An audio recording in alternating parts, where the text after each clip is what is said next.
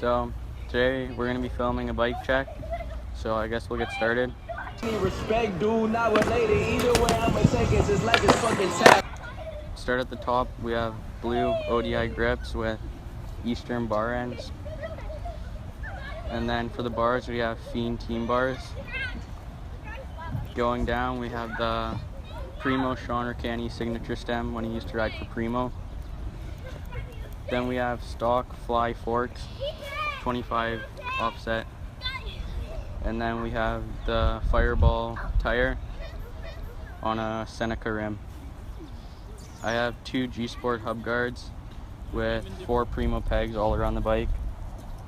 I have the Alex Donici V3 frame. The pedals are just the Primo JJs with the Thunderbolt cranks. For the sprocket, I'm running the Eclat AK guard. Grinds good.